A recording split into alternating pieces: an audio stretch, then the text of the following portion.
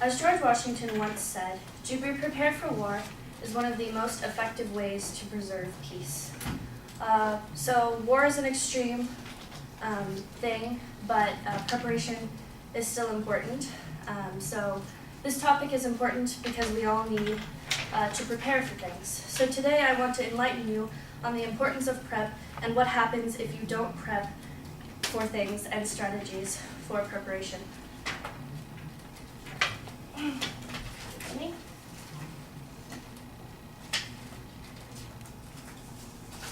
Wait.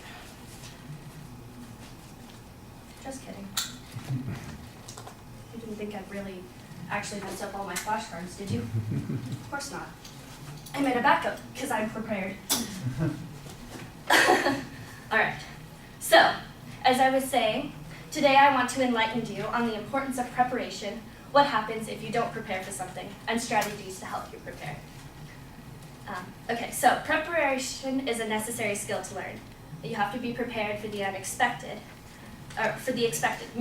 It helps you to maintain a professional appearance, and there's many situations in which you can come prepared. For example, this speech, you can write an outline, or you can, write note cards, or make something to help you prepare or practice your speech, so you don't come up here and go, what am I saying? Also, you should be prepared for the unexpected. For example, emergency preparedness. So I have this little clip from The Big Bang Theory, because I like The Big Bang Theory, and this clip is funny. Can you all see it? Here, I'll turn off the light so you can all see it.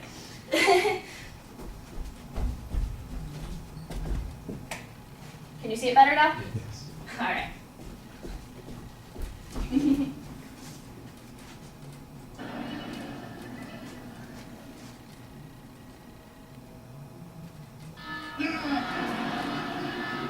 What the hell? Emergency preparedness drill. Oh, no, come on. You know how it works. Once a quarter, keep our readiness up. Now, rise and shine, sleepyhead. Half the town is probably dead.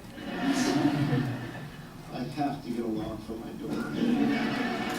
I think you'll like the drill tonight. I've tried to make it fun. Each of these cards contains a detailed scenario of a possible apocalyptic event. Everything from wildfires to a surprise invasion by Canada.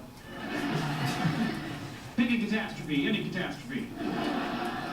Sheldon, Canada is not going to invade California. You really? You think those hippies in Washington and Oregon can stop them?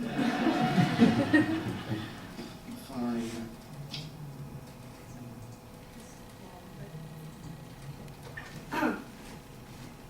Light back on. There we go. So you have to be prepared for the unexpected. For example, like emergency preparedness, as in that funny clip. Of course, I don't think you're going to wake your friends up in the middle of the night with an alarm. Although if you do that, you're probably an evil person, but have fun, I guess. Not willing to prepare in the first place means that you shouldn't do it at all, as Matthew Edgar wrote, an author and a man who studied up on preparedness and how it impacts you. So it's vastly important, and if you don't prepare, it can result in problems. So, as my second point says, not preparing can result in problems. So you won't prepare as professional. You'll perhaps leave out information or insert vocalized pauses, things like that. And if you don't have your process in order, you're forced to create them as you need them, which will result in you seemingly disorganized and unprofessional and leave out valid information that is important to what you have to say, according to Health Writer Hub. So it causes more problems later down the road. If you don't prepare now, you'll have to do it later. So, you're going to take time now, or you're going to take it later. If if it's going to take you an hour to prepare beforehand, it may take you 2 hours to do whatever you're trying to do down the road. And finally, even though people necessarily don't want to prepare because, say they're lazy or they're procrastinating, there's also people who just don't know how to prepare, so there's strategies for knowing how to prepare. Know what you plan to accomplish, and what you're trying to say, so what you're trying to get across. and what you're trying to tell people. So for example, with my last speech, I was kind of just like, here's a bunch of ideas and facts that I want to say. I have no idea what I'm going to say, but here you go. Didn't turn out as well as I'd planned. Also, practice what you're going to say and show up early to something. If you're rushing in 30 seconds before you're supposed to give your speech, you're a little flustered and anxious, and being anxious and nervous about things just makes everything worse. So, in conclusion, being prepared is important. Without preparation, you can cause problems and waste more time than you save. So there are solutions and strategies to help you with preparation. And as Miguel de Cervantes says, to be prepared is half the victory. Thank you.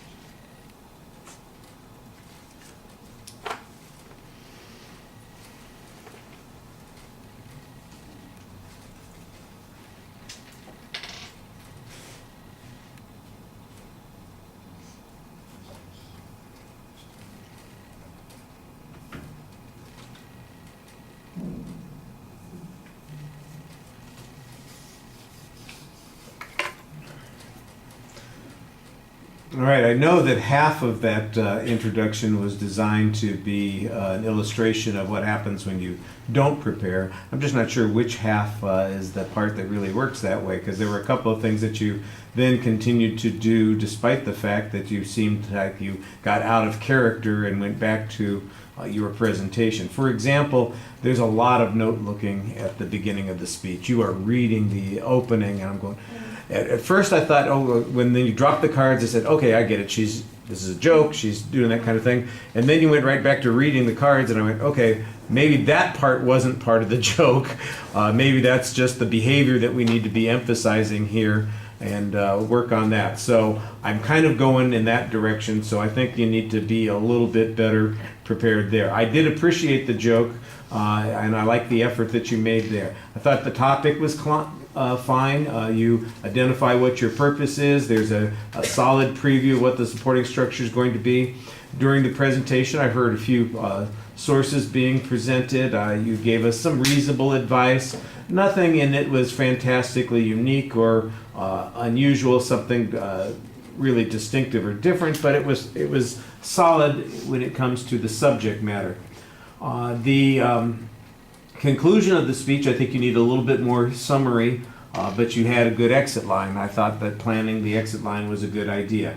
Now, on the presentation factors, you need, well, like you said when you're talking about being prepared, I think you need to be a little bit more prepared. You need to be willing to ask for some assistance. You need to get somebody to turn on the lights for you, and then you only have to worry about the one thing and then turn off the lights for you, or go the other direction, ask them to start the video and you can turn on and off the lights. Okay. You know, just one of those things, because as it is, it's like you're zipping back and forth across the room, and it looks, I mean, I know what you're trying to do. Yeah. Tell you what, if you were giving a presentation while you were doing that, it wouldn't be so noticeable, which is another reason why you want to have those transitions and the opening material already prepared, and think about how you're going to transition to that idea, so you can just be delivering your transition as you're walking over to casually turn off the lights, instead of turning it into something that's noticeable because you have to do a mad dash across the room. So that's a little bit of an issue. Your posture's pretty good, but you do a little bit of the hula sway as you're standing there. You'll see it when you watch the video back. You'll notice that you just kind of, you know, are shaking your hips back and forth a little bit. That's where your anxiety is coming out. Gestures, there are some general gestures. They tend to be low for the most part. You start off with the prayer handing sort of thing, but you got out of that, and you got more involved as you were speaking. The less dependent you are on the notes, the more you seem to be gesturing, which is not a surprise at all, so which is also an indication that you want to be less dependent on the notes. If you can really get the notes down to one card with 4 words on it that just remind you of your opening story, the points on each of those secondary claims, one word just to kind of remind you as a prompt, you'd be much better off. And I think you can probably do that. You can improvise, I'm sure. But it does require some practice so you don't go off the reservation, as they say. Your facial expressions, you're very animated the way you're speaking. There's no problem there. You are enjoying the experience. You're telling others that they should enjoy the experience too by the way you smile and try to engage people. But the eye contact is inconsistent because you are looking at those notes so much. And it's noticeable mostly at the beginning, at the end of the speech. 2 places where you ought to be in control because you know what it is you're talking about. And it's not memorizing the quote, maybe that's a little bit tough. But since you only have the 2 quotes, one at the beginning, one at the end, and they're both well-known figures, and you're an actress, you can memorize 3 sentences. That shouldn't be a problem for you. And if you can get those 3 sentences, then the rest of it is all just gravy. Your voice projects well. There's lots of energy there, so that's all good. I did sometimes get the impression, though, that you were rushing through some of the things that you're talking about, and that affects your articulation a little bit, and it does make you sound like exactly the kind of person that you said you didn't want to sound like at the end of the speech when you're saying, always get there early so you don't feel like you're flustered and everything, as you're speaking there in kind of a flustered manner. So you want to be consistent. We've talked about sending contradictory messages, and there's an example of a contradictory message. All right, thank you.